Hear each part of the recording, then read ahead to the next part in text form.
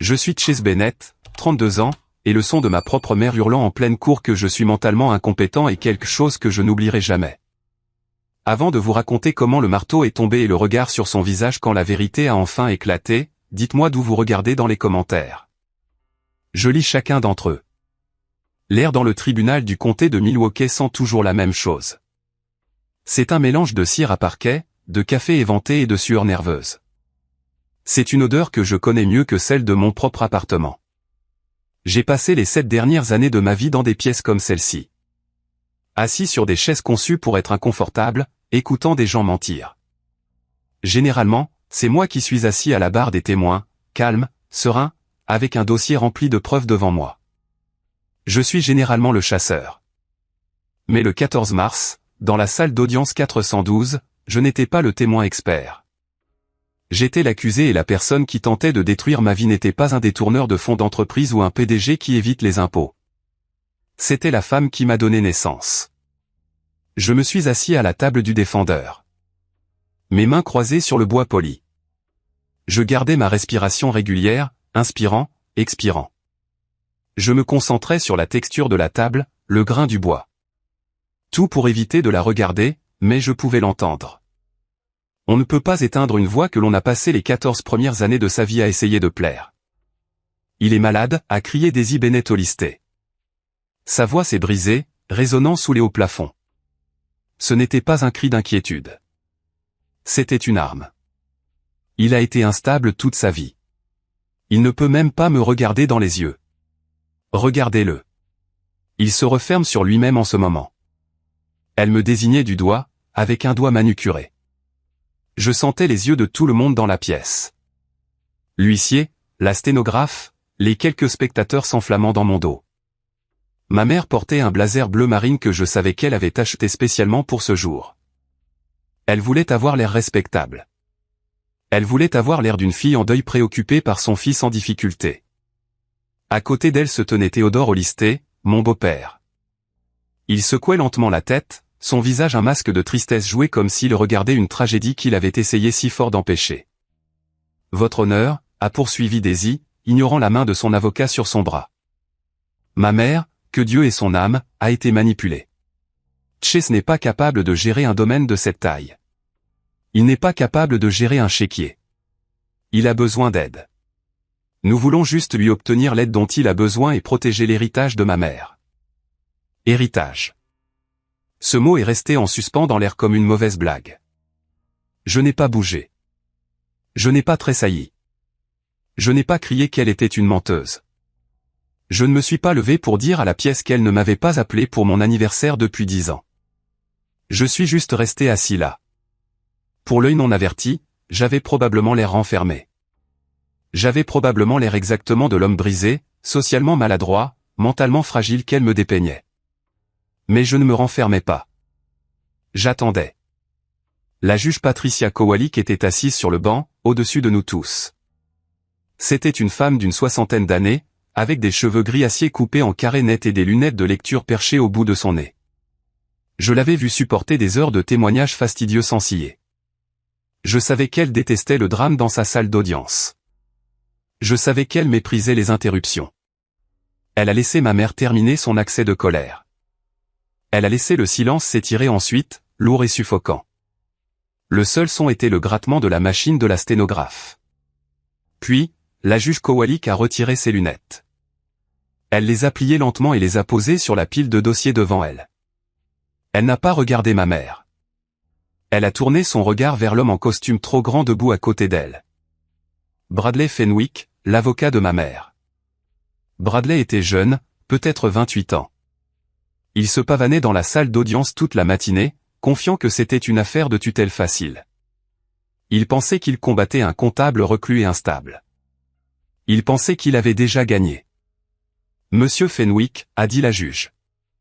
Sa voix était calme, mais elle portait dans tous les coins de la pièce. « Oui, votre honneur. » Bradley a ajusté sa cravate, l'air prêt à s'excuser pour l'explosion émotionnelle de sa cliente. « J'ai lu votre déclaration liminaire » a dit la juge. J'ai lu la pétition déposée par votre cliente. Vous affirmez que Monsieur Bennett ici est mentalement incompétent. Vous affirmez qu'il n'a pas la capacité cognitive de comprendre les questions financières. Vous affirmez qu'il est un danger pour son propre bien-être financier. Nous avons des documents, votre honneur, a dit Bradley, tendant la main vers un dossier. Des rapports de conseillers scolaires d'il y a 18 ans. Des déclarations de témoins de membres de la famille. La juge Kowalik a levé la main. Bradley a cessé de parler immédiatement. Elle s'est penchée en avant. Le cuir de sa chaise a gémi.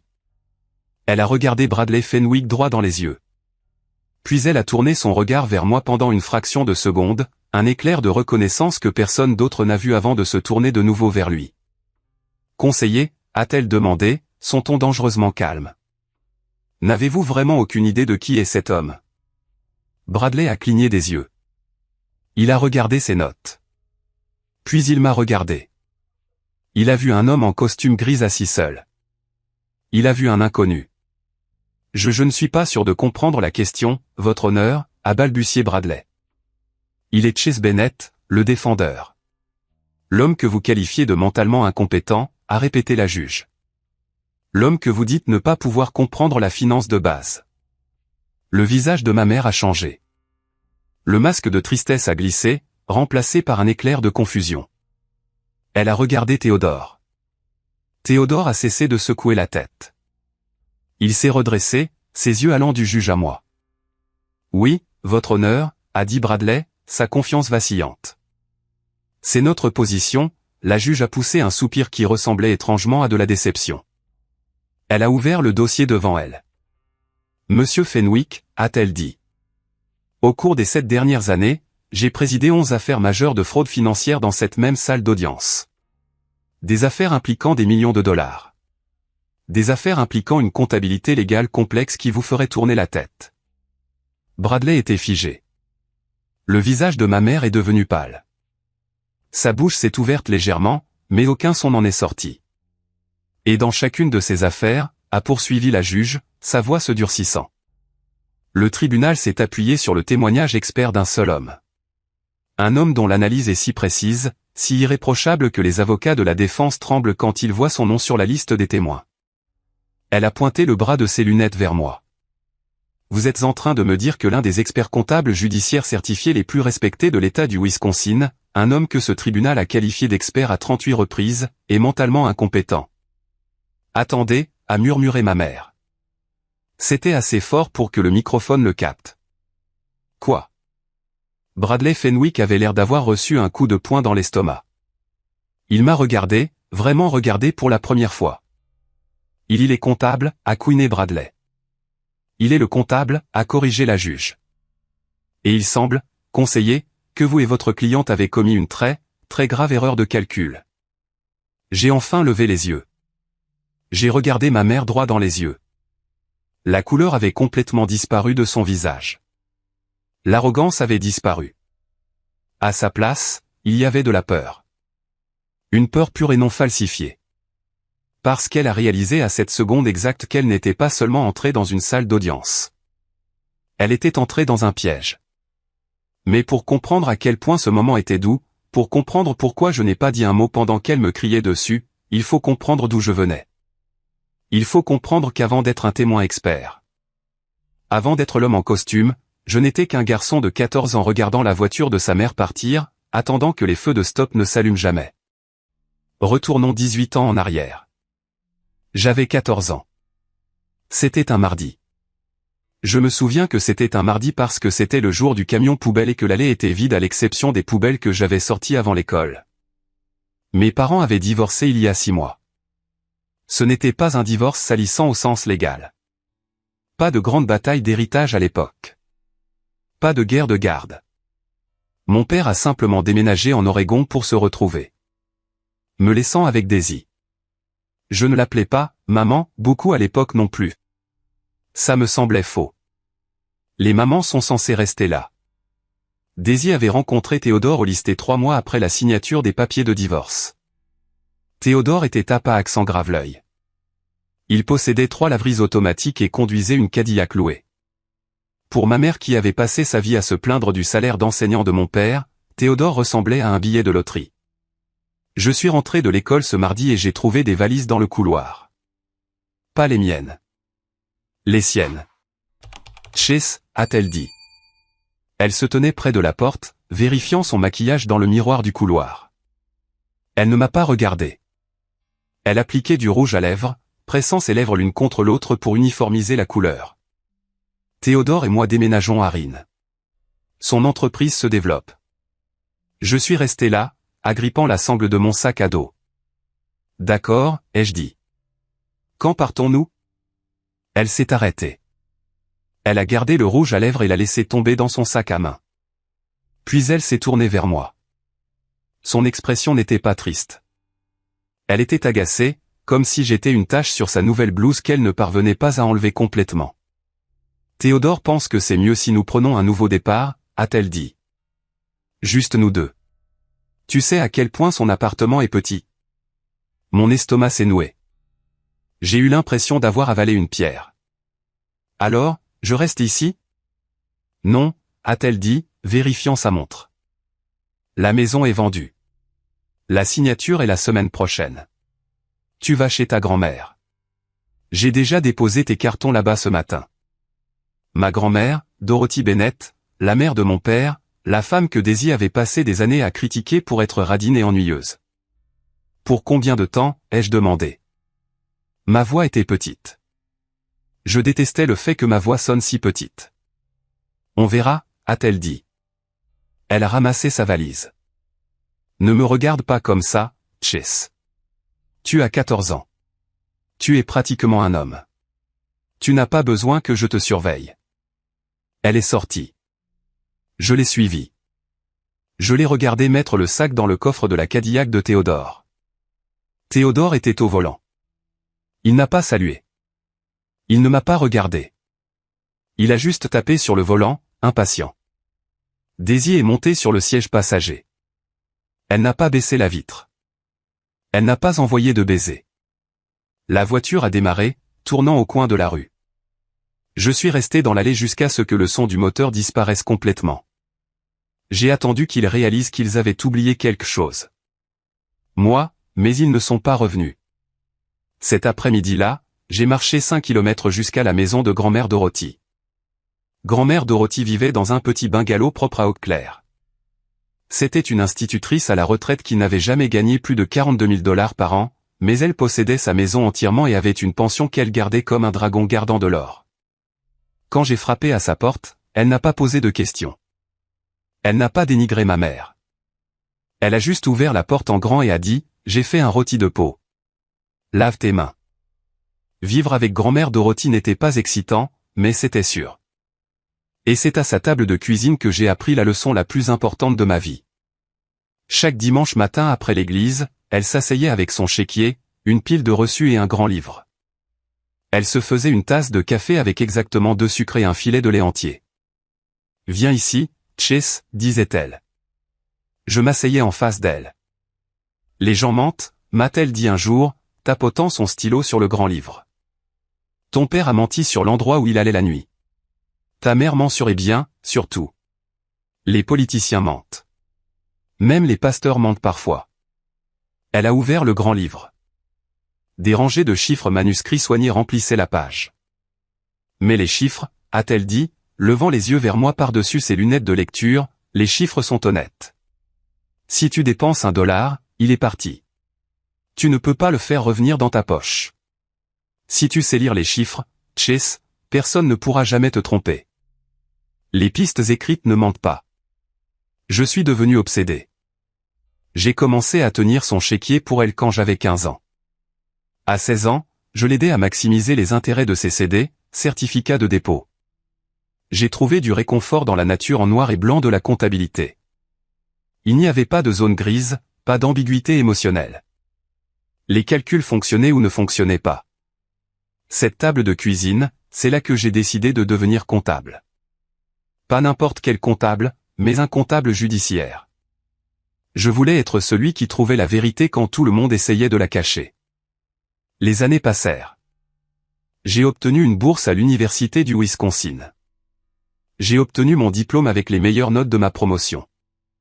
J'ai obtenu ma licence de CPA.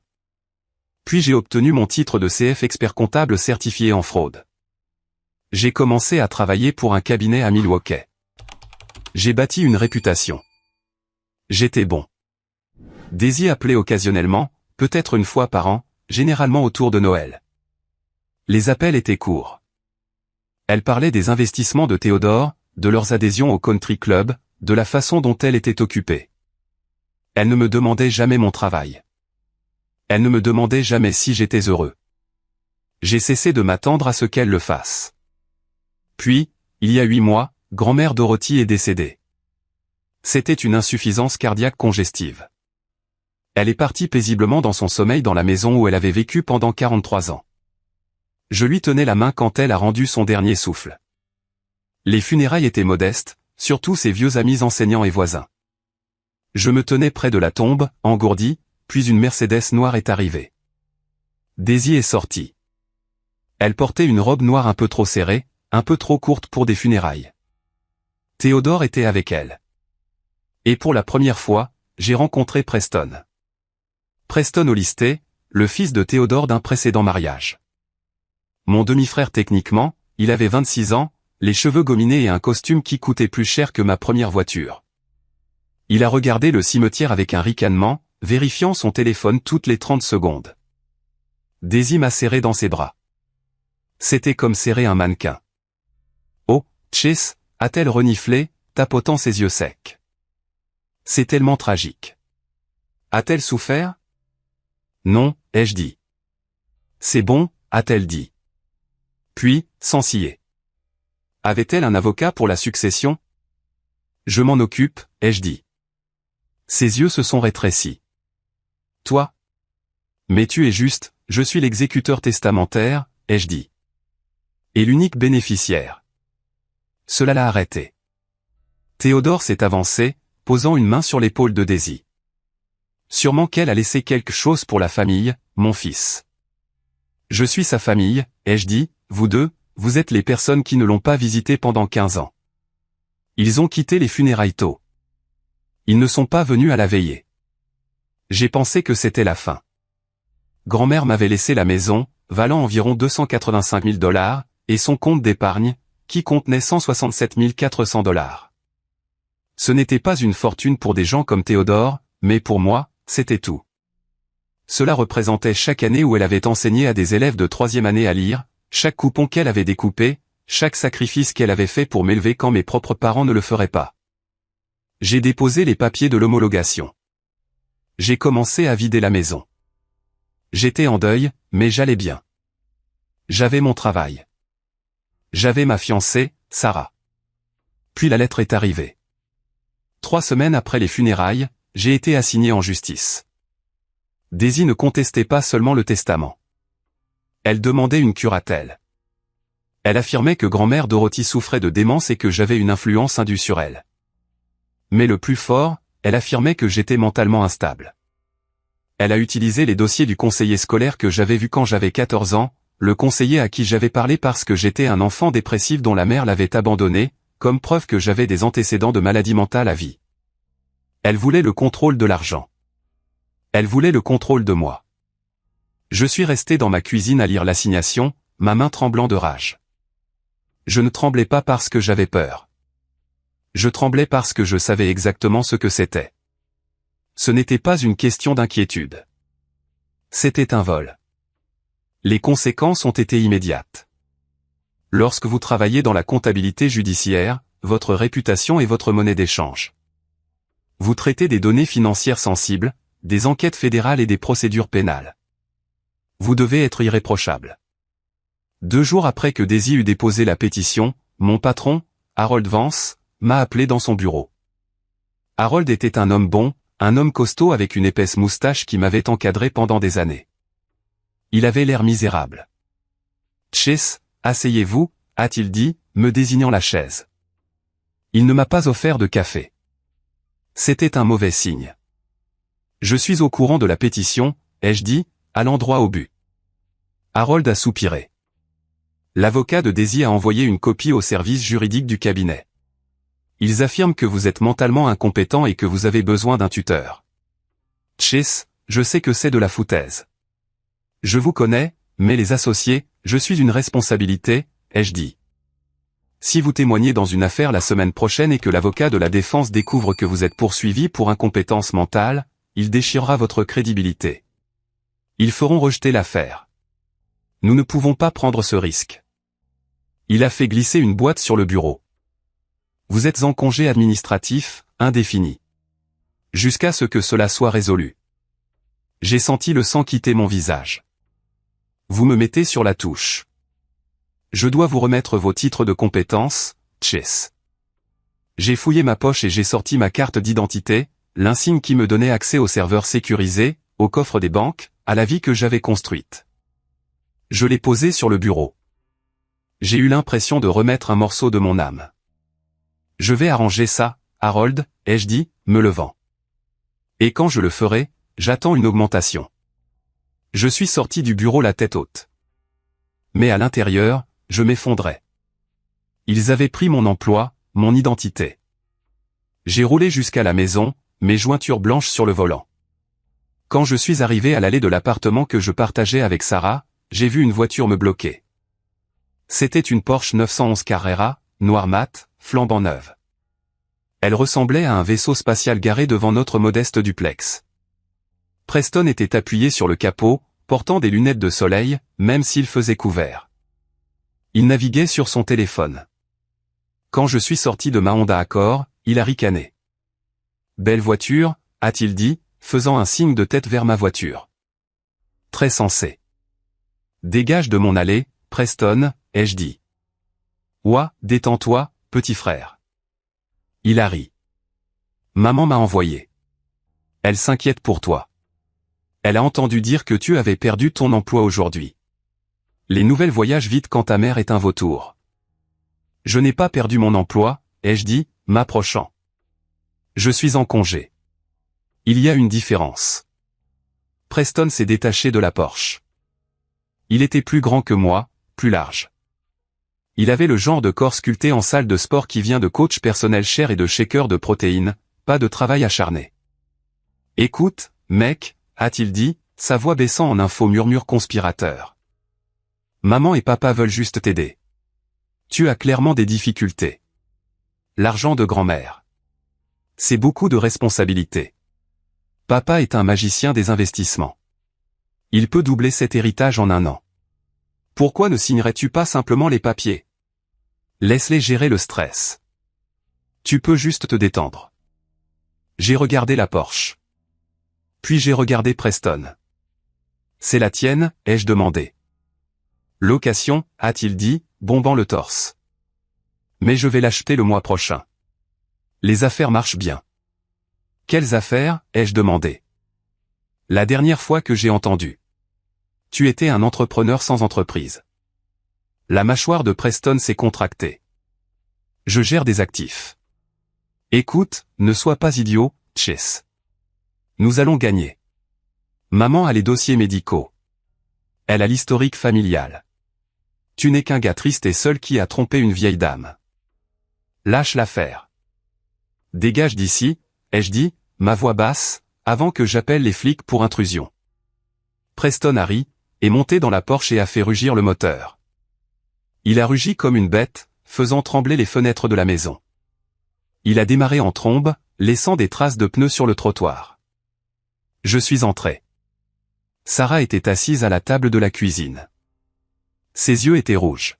« Chase » a-t-elle demandé. J'ai vu Preston, ai-je dit, jetant mes clés sur le comptoir. Il t'a parlé? Non, a-t-elle dit. Elle a hésité. Mais ta tante Linda a appelé. Linda, la sœur de Daisy. Une autre personne à qui je n'avais pas parlé depuis des années. Qu'est-ce qu'elle voulait? Elle a dit que tu devrais peut-être y réfléchir. Chase, a dit Sarah, sa voix tremblante. Elle a dit qu'il y a un historique de problèmes dans la famille. Elle a dit que tu avais menacé ta mère. Je ne l'ai jamais menacée, ai-je claqué. Je ne lui ai pas parlé depuis 10 ans. Je sais. Sarah s'est levée, pleurant maintenant. Mais Chase, ils ont des avocats. Ils ont des documents. Tu viens de perdre ton emploi. Peut-être devrions-nous simplement transiger. Leur donner la moitié. Est-ce que ça vaut la peine de détruire nos vies pour ça? J'ai regardé Sarah. Je l'aimais. Nous étions censés nous marier en juin. Mais à ce moment-là, en regardant la peur dans ses yeux, j'ai réalisé qu'elle ne comprenait pas. Elle voyait une querelle familiale. Elle ne voyait pas les prédateurs. Ce n'est pas une question d'argent, Sarah, ai-je dit. C'est une question de grand-mère. Ils l'ont traitée comme si elle était morte alors qu'elle était encore vivante, et maintenant ils veulent lui sucer les os. Si je leur donne un sou, je crache sur sa tombe. Mais si nous perdons tout en les combattant, a-t-elle demandé. Alors nous perdons tout, ai-je dit. J'ai attrapé mon manteau et je suis ressorti sous la pluie. J'avais besoin de réfléchir. Je suis allé à l'endroit où je pouvais penser clairement. La maison vide de grand-mère. Je me suis assis dans son salon dans l'obscurité, écoutant la pluie frapper le toit. J'ai pensé à la Porsche. J'ai pensé aux investissements de Théodore. J'ai pensé aux fausses larmes de Daisy. Et puis j'ai arrêté de penser comme une victime. J'ai arrêté de penser comme un fils. J'ai allumé la lampe. Je me suis dirigé vers le vieux classeur dans le coin où grand-mère gardait sa vie organisée. D'accord, grand-mère, ai-je murmuré. Les pistes écrites ne mentent pas. Voyons ce qu'ils ont laissé derrière eux. Je n'étais plus un garçon instable. J'étais un expert comptable judiciaire et j'étais sur le point de me mettre au travail. J'ai passé les 3 nuits suivantes à dormir sur le sol du bureau de grand-mère. J'ai abordé cela exactement comme je le ferais pour une affaire de fraude fédérale. J'ai construit une chronologie. J'ai récupéré les relevés bancaires de grand-mère pour les 2 dernières années de sa vie. J'ai demandé des copies de chaque chèque, de chaque bordereau de retrait. Je me suis connecté à ses services bancaires en ligne. Dieu merci, elle m'avait fait confiance avec ses mots de passe il y a des années et j'ai tout téléchargé dans une feuille de calcul principale. Au début, ça semblait normal. Facture de service public, épicerie, pharmacie, le chèque occasionnel à l'église. Mais ensuite, j'ai vu le motif. Ça a commencé 11 mois avant sa mort. Un retrait en espèces de $4000. 2 mois plus tard, $6500. Puis $8000. Puis $12000. Au total, au cours de la dernière année de sa vie, $47 850 avaient été retirés de son compte d'épargne en espèces. J'ai recoupé les dates. Je n'avais pas le calendrier de Daisy, mais j'avais quelque chose de mieux. Daisy était une narcissique.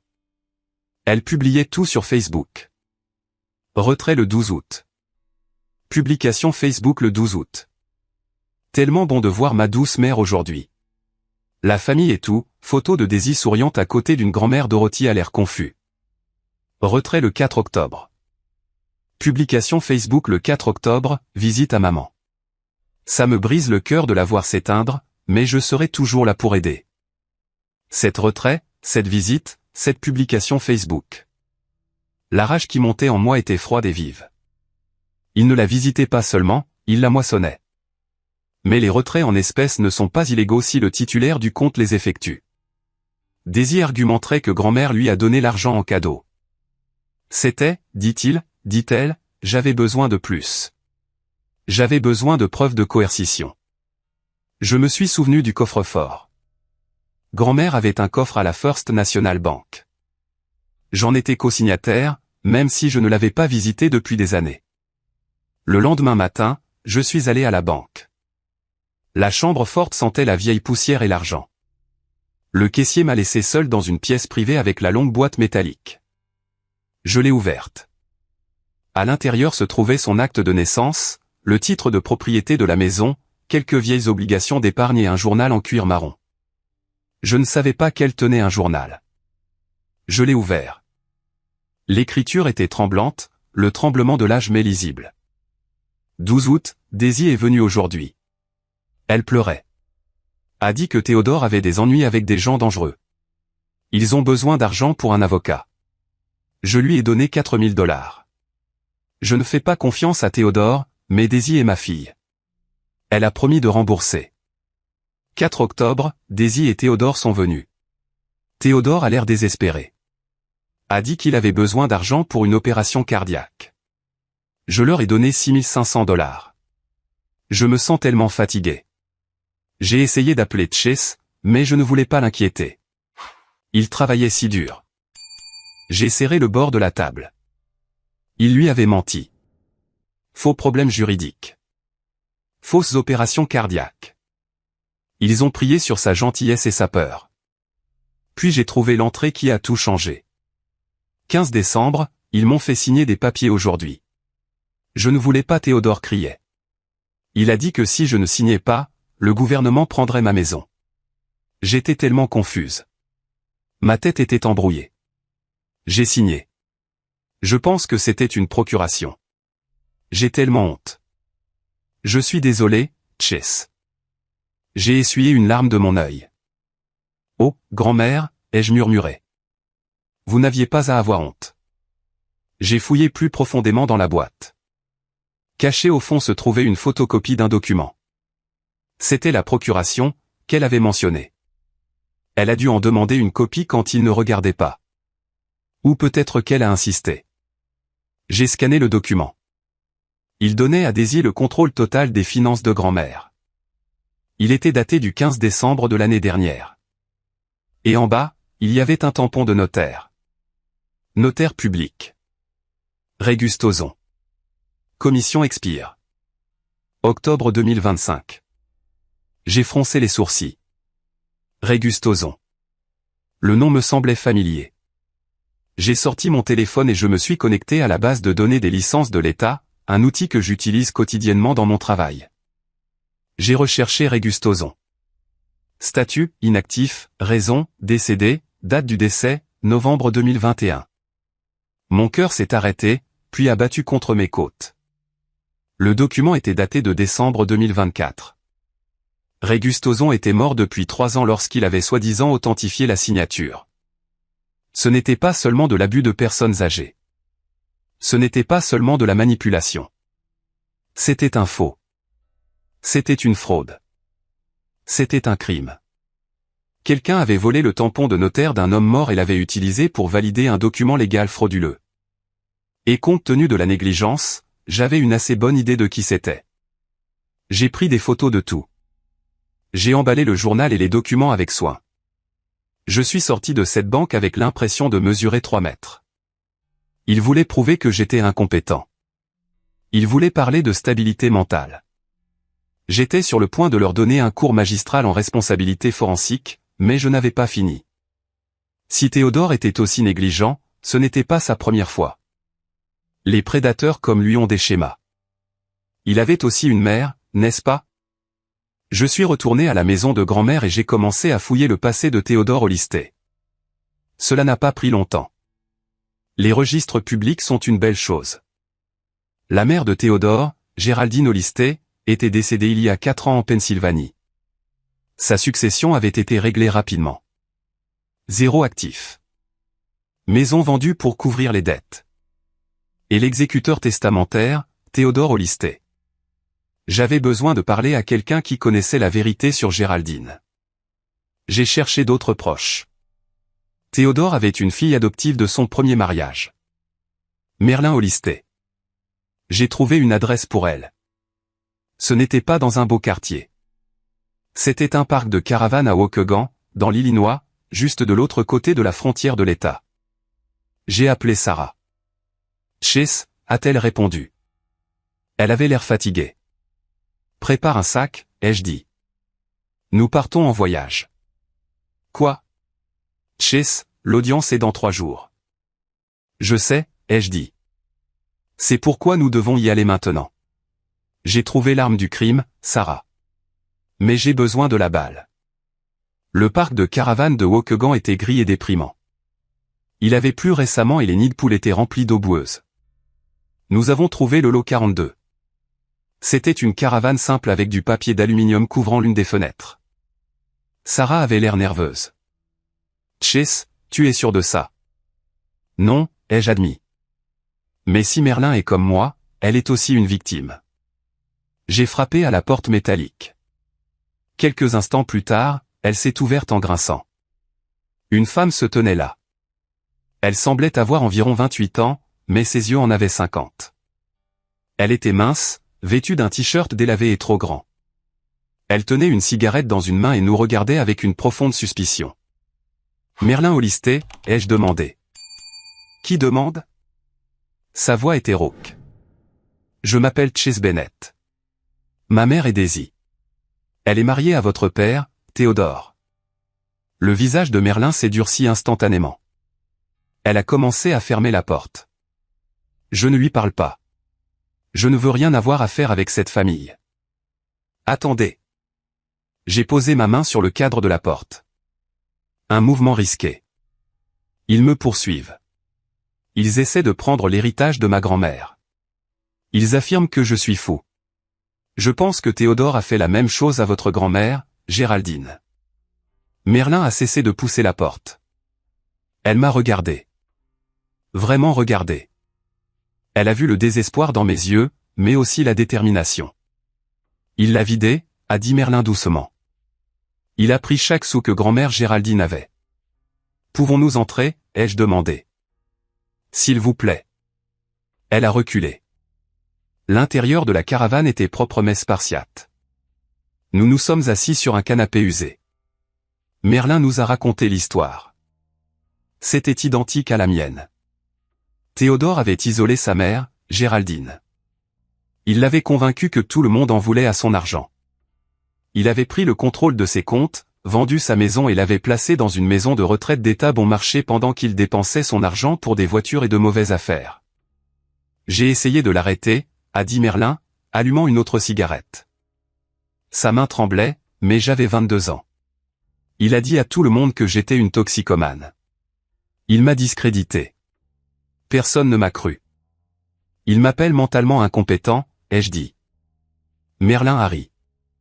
Un son amer et sec. C'est sa stratégie. Isoler la victime, discréditer les témoins. C'est une veuve noire, Chase. Sauf qu'il ne les tue pas. Il les saigne à blanc jusqu'à ce qu'elles meurent de chagrin. J'ai trouvé des preuves, ai-je dit. Faux, un faux tampon de notaire. Les yeux de Merlin se sont écarquillés. Vous l'avez sur papier? Oui, mais j'ai besoin d'un témoin pour établir le schéma. Si vous témoignez, nous pouvons l'arrêter. Non seulement pour ma grand-mère, mais aussi pour la vôtre. Merlin a baissé les yeux sur ses mains. Il est effrayant, Chase. Tu ne sais pas ce qu'il est quand il est en colère. Je n'ai pas peur de lui, ai-je dit. Et vous n'avez pas à l'être non plus. J'ai une avocate qui est un requin. Nous vous protégerons. Sarah a tendu la main et a pris celle de Merlin. S'il vous plaît. Il a détruit la carrière de Chase.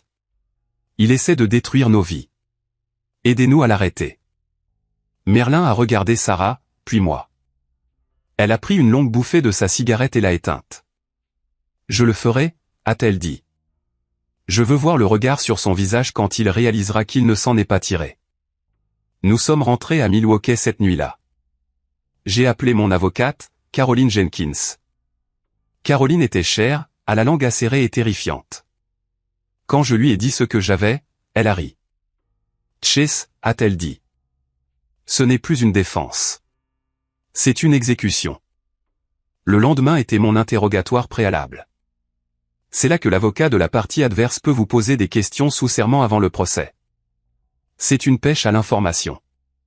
Caroline m'a donné des instructions précises. Ne montrez pas vos cartes. Soyez vague. Soyez lent. Laissez-les penser que vous êtes exactement ce qu'ils disent que vous êtes. Alors, j'ai joué le rôle. Je me suis assis dans une salle de conférence avec Bradley Fenwick et ma mère. Théodore n'était pas là. Monsieur Bennett, a demandé Bradley, ricanant. Pouvez-vous expliquer pourquoi vous avez retiré de l'argent de votre compte d'épargne en 2018? J'ai fixé la table. J'ai hésité longtemps. Je ne me souviens pas. Vous ne vous souvenez pas. Bradley a regardé ma mère et a fait un clin d'œil. Avez-vous souvent des problèmes de mémoire? Parfois, ai-je murmuré. Quand je suis stressé, ma mère avait l'air ravie. Elle me regardait m'effondrer. Elle pensait que j'étais brisé. Elle pensait que la pression m'avait finalement fait craquer. Pensez-vous vraiment que vous êtes capable de gérer une succession d'une valeur d'un demi-million de dollars, appréciait Bradley. Je veux juste honorer grand-mère. J'ai balbutié. Pas d'autres questions, a dit Bradley, fermant son dossier. Il a regardé Caroline. On se verra au tribunal. Bien que, honnêtement, vous devriez probablement simplement conseiller à votre client de s'arranger. Ce sera embarrassant pour lui. Caroline n'a pas souri. Elle n'a pas scié. On se verra au tribunal, monsieur Fenwick. Nous sommes sortis dès que les portes de l'ascenseur se sont refermées. J'ai redressé ma cravate. Le bégaiement a disparu. C'était douloureux à regarder, a dit Caroline. Ils l'ont cru, ai-je demandé. De bout en bout, a-t-elle dit. Ils pensent que vous êtes un petit garçon effrayé. Ils vont entrer dans cette salle d'audience complètement non préparée. Je suis rentré chez moi et j'ai mis mon meilleur costume. Je me suis rasé. J'ai ciré mes chaussures. Le matin de l'audience, le 14 mars, je me suis regardé dans le miroir. Je ne voyais plus l'adolescent abandonné de 14 ans. Je ne voyais plus la victime. Je voyais l'homme que grand-mère Dorothy avait élevé. Il est temps de faire les comptes, ai-je dit à mon reflet. Et cela nous ramène au moment, au cri, au silence, à la question du juge. N'avez-vous vraiment aucune idée de qui il est? Le juge Kowalik fixait Bradley Fenwick comme un insecte sous un microscope. Il est le comptable, a répété la juge. C'est un témoin expert que ce tribunal tient en la plus haute estime. Ma mère Daisy s'était effondrée sur sa chaise. Elle serrait le bord de la table si fort que ses jointures étaient blanches. Elle a regardé Théodore. Théodore transpirait. Il s'est essuyé le front avec un mouchoir, ses yeux allant vers les sorties de secours. Votre honneur, a tenté de se ressaisir Bradley, sa voix tremblante. Quel que soit son titre de poste, cela ne change pas l'historique médical. L'instabilité. Instabilité? Caroline Jenkins s'est levée. Elle n'a pas crié. Elle n'en avait pas besoin. Elle a marché vers le centre de la pièce avec la grâce d'un prédateur. Votre honneur, nous aimerions présenter la pièce à conviction à, elle a remis une pile de documents à l'huissier. Ce sont des relevés bancaires, a dit Caroline, au cours des 11 derniers mois de la vie de Dorothy Bennett, 47 850 $ ont été retirés en espèces. Chaque retrait a eu lieu à une date où Daisy Bennett Olisté a publié sur les réseaux sociaux une visite à sa mère. Daisy a halté. Je c'était pour ses soins. Elle m'a demandé de le faire. Pièce à conviction B, a poursuivi Caroline, l'ignorant.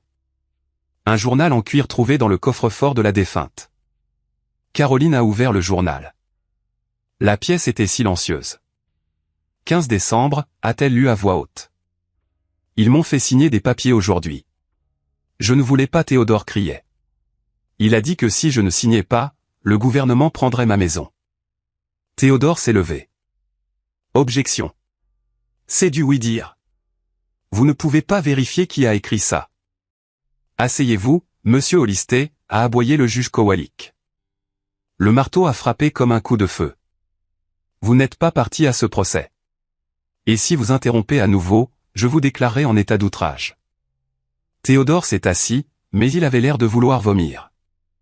Et enfin, a dit Caroline, sa voix baissant d'un octave. Pièce à conviction C, le document de procuration utilisé pour justifier le contrôle de Madame Bennett Olisté sur la succession. Elle a mis le document sur le projecteur. Le tampon de notaire était agrandi sur l'écran au mur. Commission Régustin expire en octobre 2025. Régustozon, a dit Caroline en regardant directement Théodore, était notaire public. C'était aussi un homme bon. Malheureusement, Monsieur Gustozon est décédé d'un AVC en novembre 2021. Un murmure a parcouru les quelques personnes dans la galerie. La bouche de Bradley Fenwick s'est ouverte. Il a regardé ses clients avec horreur.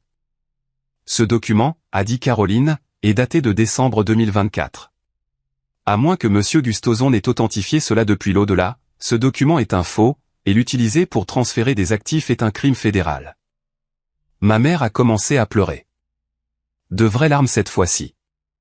Je ne savais pas, Théodore a géré les papiers. Il m'a dit que c'était légal. Il m'a dit qu'il s'en était occupé. Tais-toi, Daisy, a sifflé Théodore.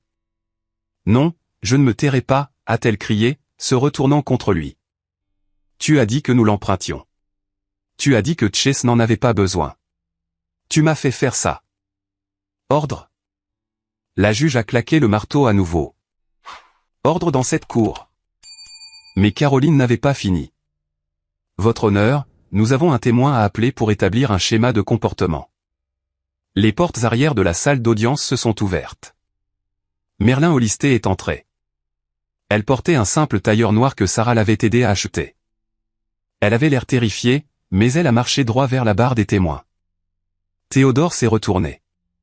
Quand il a vu sa fille, la couleur a complètement disparu de son visage. Il avait l'air d'un fantôme. Merlin, a-t-il murmuré. Merlin s'est assise dans le box des témoins. Elle m'a regardé et j'ai hoché la tête. Elle a pris une profonde inspiration. Pouvez-vous décliner votre nom pour le procès, a demandé Caroline. Merlin Hollister. Et quelle est votre relation avec Théodore Hollister? Il est mon père. Merlin, a demandé Caroline doucement. Pouvez-vous dire à la cour ce qui est arrivé à votre grand-mère, la succession de Géraldine Hollister? Merlin a regardé son père. Pendant une seconde, j'ai cru qu'elle allait s'étouffer, mais ensuite elle a parlé clairement et fort. Il l'a volée, a-t-elle dit. Il l'a isolée. Il l'a forcée à signer des papiers qu'elle ne comprenait pas. Il a vendu sa maison et a mis l'argent sur ses comptes. Quand elle est morte, il ne restait plus rien pour ses funérailles. Le comté a dû l'enterrer. Menteuse, a crié Théodore, se levant. C'est une droguée. Elle ment. Huissier, a hurlé le juge Kowalik. Maîtrisez cet homme. Deux huissiers sont intervenus, forçant Théodore à se rasseoir sur sa chaise. La juge Kowalik a regardé les preuves. Elle a regardé le faux tampon de notaire sur l'écran. Elle a regardé ma mère sanglotant dans ses mains et Théodore bouillonnant de rage. Puis elle m'a regardé. Monsieur Bennett, a-t-elle dit. Je voudrais vous présenter mes excuses. Il semble que la seule personne compétente dans cette famille soit vous. Elle s'est tournée vers la greffière. La pétition de curatelle est rejetée avec préjudice. De plus, je confisque toutes les preuves présentées ici aujourd'hui. Je renvoie cette affaire au bureau du procureur pour une enquête immédiate sur le faux, l'abus de personnes âgées et la fraude électronique. Elle a regardé Théodore. Et monsieur Hollister, je ne quitterai pas la ville si j'étais vous. Le FBI a tendance à désapprouver la fraude inter-État. La séance est levée. Le marteau est tombé. C'était le plus beau son que j'ai jamais entendu. Alors que la salle se vidait, deux agents en uniforme se sont dirigés vers Théodore et Daisy. Ils n'étaient pas encore arrêtés. Le mandat prend quelques heures, mais ils étaient placés en détention pour interrogatoire concernant les documents falsifiés. Ma mère m'a regardé alors que les agents la faisaient sortir. Son mascara coulait sur son visage. Chase, a-t-elle plaidé. Chase, s'il te plaît. Il m'a fait faire ça. Je suis ta mère. Je me suis levé. J'ai boutonné ma veste. Je l'ai regardé droit dans les yeux, canalisant chaque once de la force de grand-mère Dorothy. Je ne sais pas qui vous êtes, ai-je dit calmement. Ma mère est partie il y a 18 ans. Je lui ai tourné le dos et me suis dirigé vers Merlin et Sarah. Nous sommes sortis du tribunal ensemble sous le soleil éclatant de mars. Sortir du palais de justice du comté de Milwaukee, c'était comme se réveiller d'un coma. L'air extérieur était froid, mordant mon visage. Mais pour la première fois depuis des mois, je pouvais respirer. Le ciel était d'un bleu perçant, impossible, qu'on ne voit qu'à la fin de l'hiver. Et le bruit du trafic urbain sonnait comme de la musique. Sarah m'a serré la main si fort que j'ai cru qu'elle allait me briser les doigts. Elle tremblait, non pas de froid, mais du contre-coup d'adrénaline. C'est fini, a-t-elle murmuré, posant sa tête sur mon épaule alors que nous nous tenions sur les marches en béton. Chase, c'est vraiment fini. Pas encore, ai-je dit, regardant les lourdes portes en laiton. Ce n'était que l'audience civile. La vraie tempête ne fait que commencer. Merlin se tenait à quelques mètres, allumant une cigarette. Ses mains tremblaient, la flamme de son briquet dansait au vent. Elle avait l'air plus petite ici, à la lumière du jour, qu'elle ne l'avait été à la barre des témoins. Elle a pris une longue bouffée, a exhalé un panache de fumée grise et m'a regardé avec des yeux qui avaient trop vu. Il va essayer de s'enfuir, a dit Merlin. Sa voix était monocorde, dénuée d'émotion. Théodore, il a des comptes aux Caïmans. Il s'en vantait quand il était ivre. S'il le libère sous caution, il est parti. Il n'ira pas loin, ai-je dit. La juge a signalé son passeport et j'ai l'impression que le FBI surveille déjà sa maison. J'avais raison. Les conséquences ne se sont pas produites en semaines ou en mois. Elles se sont produites en 48 heures. Le renvoi de la juge Kowalik n'était pas juste une suggestion. C'était un mandat. Lorsqu'un juge transmet des preuves de fraude électronique inter-État et de faux impliquant un notaire décédé, les rouages fédéraux se mettent en marche immédiatement. 2 jours après l'audience, j'ai reçu un appel de l'agent spécial Tina Moral. Sa voix était perçante, professionnelle et terrifiante de calme. Elle m'a demandé de venir au bureau de terrain pour leur expliquer la feuille de calcul que j'avais créée. J'ai passé 6 heures dans une pièce sans fenêtre avec l'agent Moral et une équipe d'experts comptables judiciaires qui travaillaient pour le bureau. C'étaient les gars que j'avais idolâtrés à l'université. Ils étaient les meilleurs et ils regardaient mon travail, ma feuille de calcul, ma chronologie avec respect.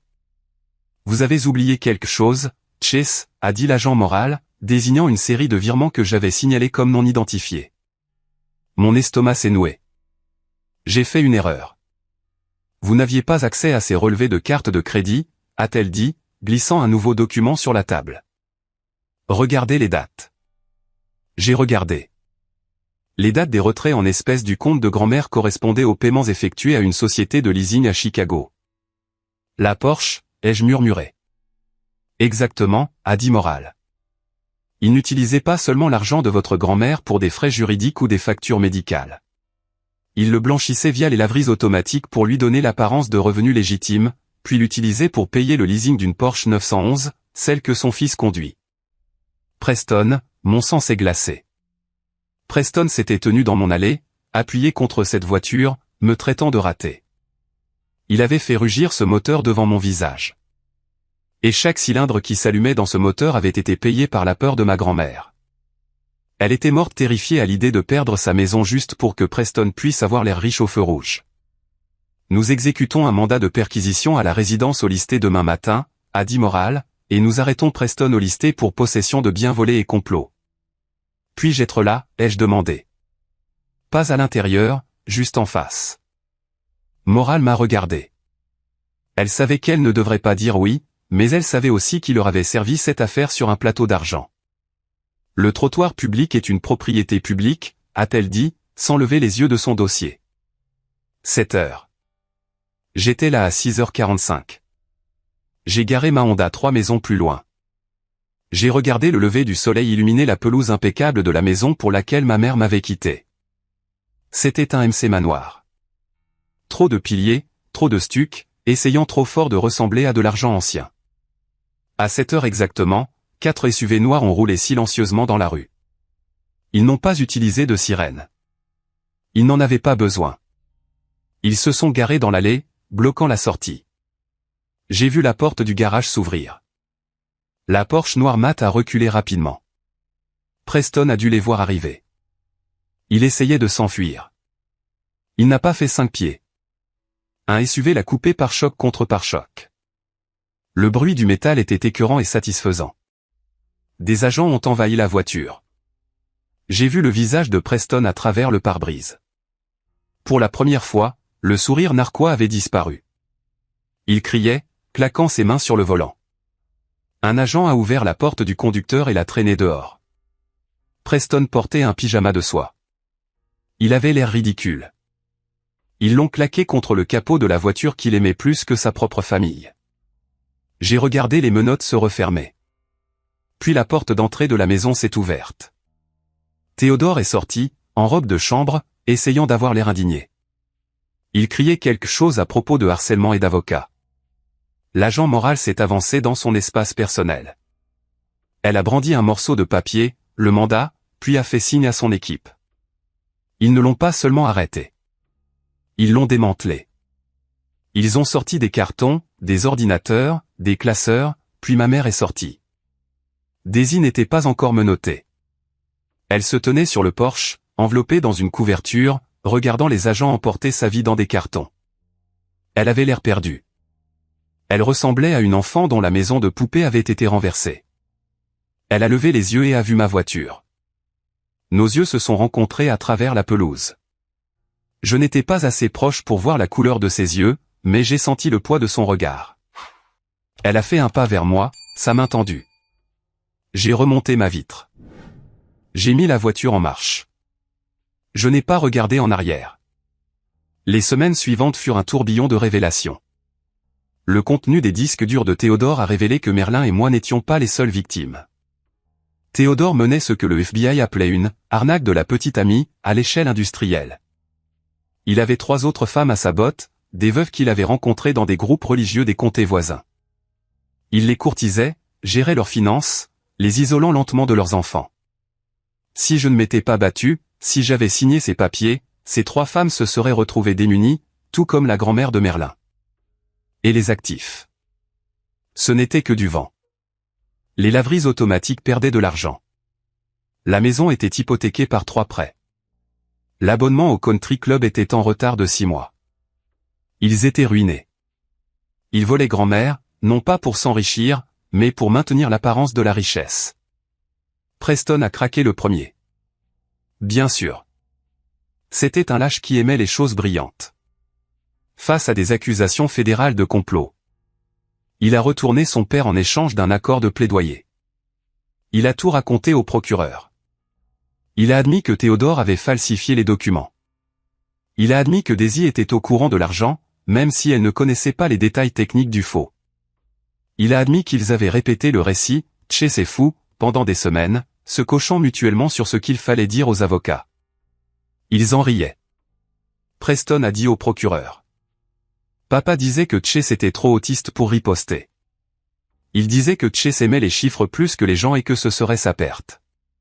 Quand l'agent moral m'a dit ça, je me suis assis dans son bureau et j'ai fixé le mur.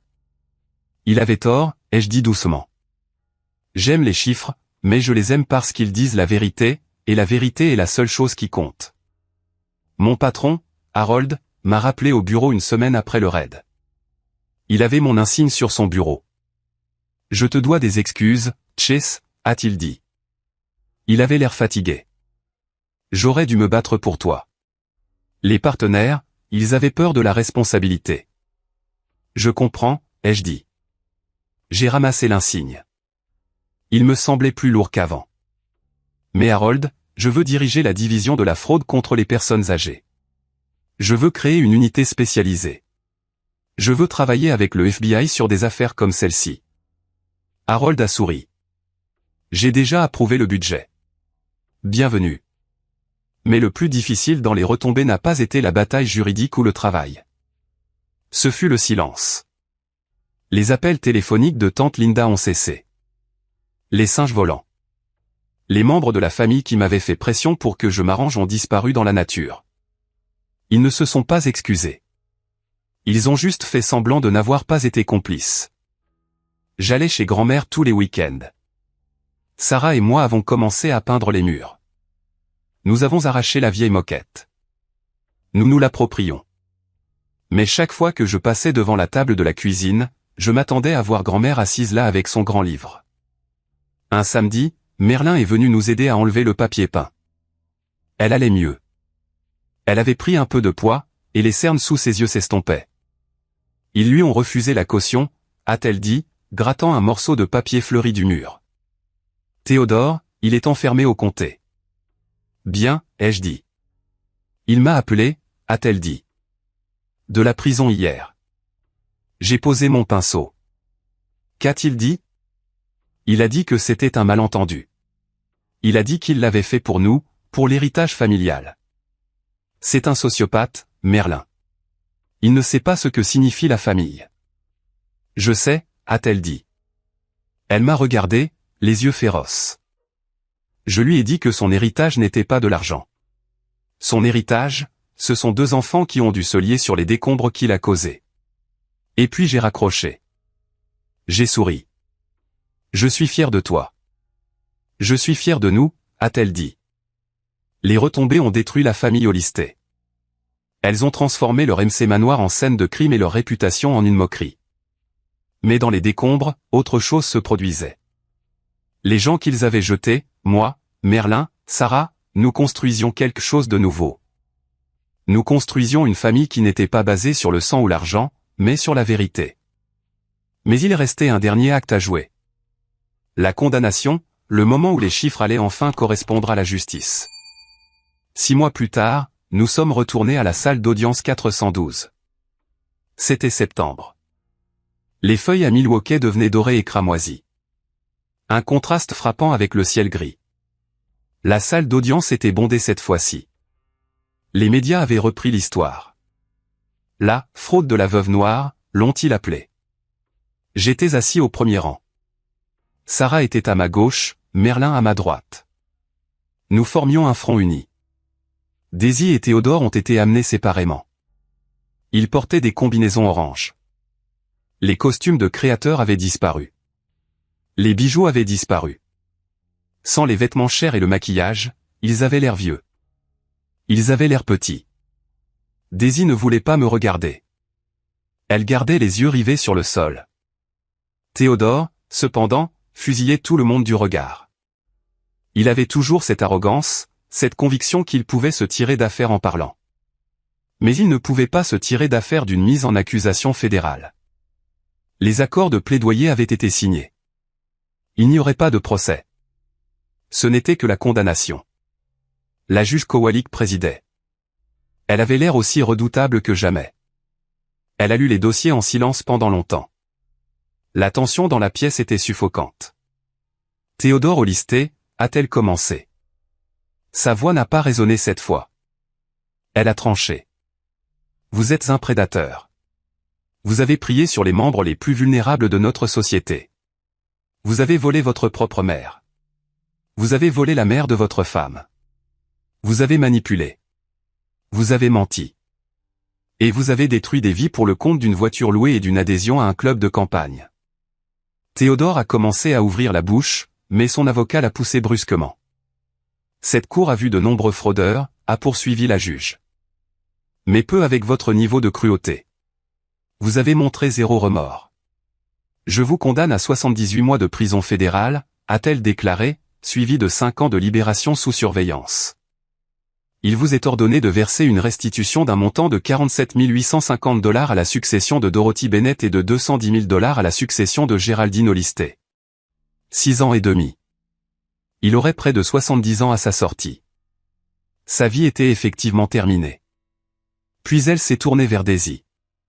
Daisy Bennett Olisté, a dit la juge, son ton s'adoucissant légèrement, mais seulement légèrement.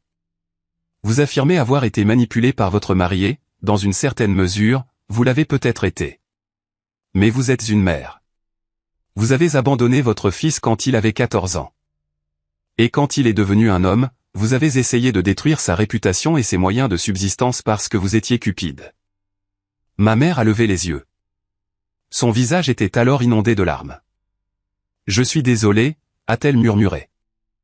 Chess, je suis tellement désolée. Je l'ai regardé et je n'ai rien ressenti. Pas de colère, pas de haine, juste une pitié tranquille et lourde. Elle avait choisi un mensonge brillant plutôt qu'une vérité désordonnée. Et maintenant, le brillant avait disparu. Je vous condamne à 60 mois de prison fédérale, a statué la juge. 5 ans, vous serez également conjointement responsable de la restitution. Alors que les huissiers les emmenaient, Daisy s'est retournée une dernière fois. Elle a prononcé le mot « maman », mais je ne savais pas si elle appelait sa mère ou si elle essayait d'être la mienne. Cela n'avait plus d'importance. Nous sommes sortis du tribunal pour la dernière fois. Les journalistes ont essayé de me coller des micros au visage. Monsieur Bennett, comment vous sentez-vous? Leur pardonnez-vous? Je les ai ignorés. Je suis allé directement à ma voiture, je suis monté et je suis parti. Je ne suis pas retourné au bureau. Je suis allé au cimetière. L'herbe avait poussé sur la terre de la tombe de grand-mère Dorothy. Ça avait l'air paisible. Je me suis agenouillé et j'ai déposé un bouquet de roses jaunes, ses préférées, contre la pierre. Nous l'avons fait, grand-mère, ai-je dit à voix haute. Le vent a bruissé les arbres, produisant un soupir. Les comptes sont faits. La dette est payée. J'ai sorti le journal en cuir de ma poche. Je l'avais lu 100 fois, mais il y avait une page que je ne m'étais pas permis de lire avant aujourd'hui. La toute dernière entrée, 4 janvier. Je sais que mon heure approche. Je le sens dans ma poitrine. J'ai peur, mais je ne m'inquiète plus de l'argent. Je sais que Chase trouvera ceci.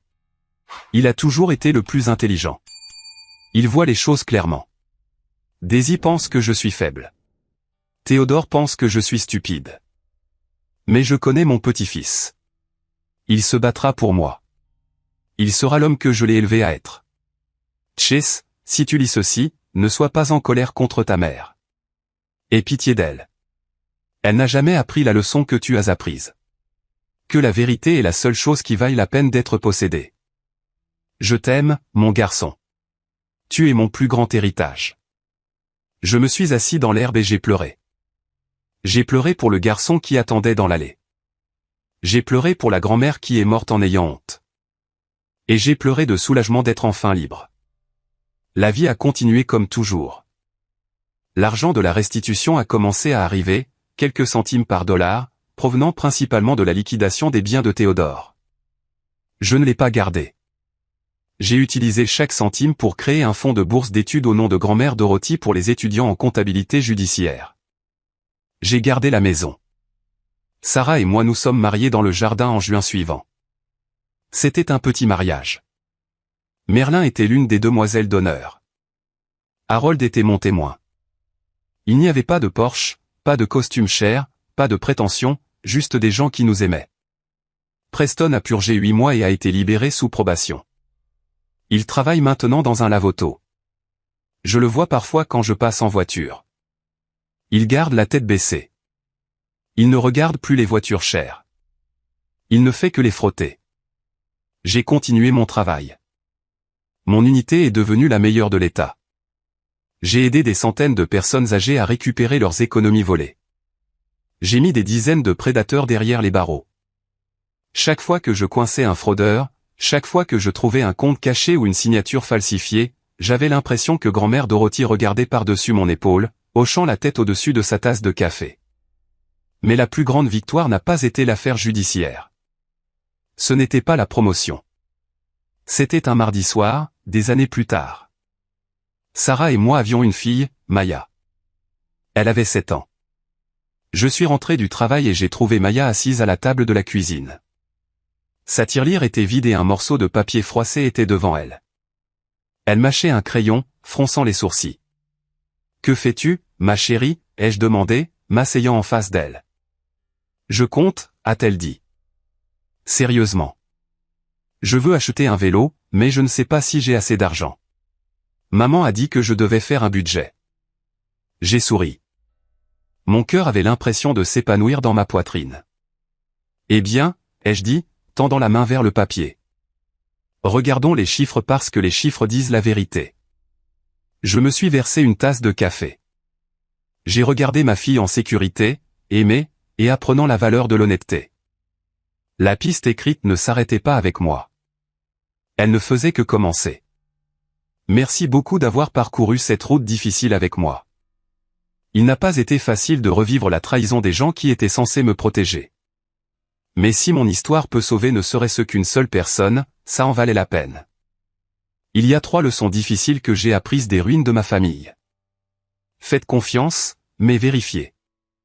Nous nous aveuglons souvent aux défauts de nos proches. Nous pensons que la famille ne nous volerait pas. Mais les abus financiers viennent souvent des personnes les plus proches de vous. Si quelque chose ne va pas, si les chiffres ne concordent pas, écoutez votre instinct, pas votre culpabilité. La documentation est votre bouclier. Les journaux de ma grand-mère nous ont sauvés. Dans un monde où elle dit, les pistes écrites sont l'arme ultime. Gardez des registres. Notez les choses.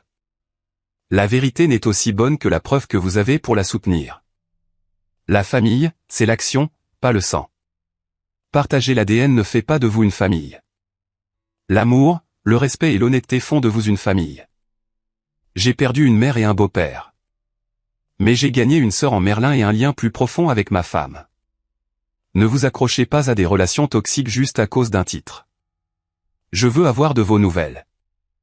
Avez-vous déjà dû tenir tête à un membre de votre famille pour faire ce qui était juste? Ou peut-être avez-vous dû être celui qui a brisé un cycle de toxicité? S'il vous plaît, laissez un bien dans les commentaires si vous pensez que justice a été rendue. Ou partagez votre propre histoire ci-dessous. Votre interaction aide cette vidéo à atteindre plus de personnes qui pourraient avoir besoin d'entendre cet avertissement. Restez vigilants, gardez vos dossiers et serrez fort vos proches. Je vous retrouverai dans la prochaine histoire.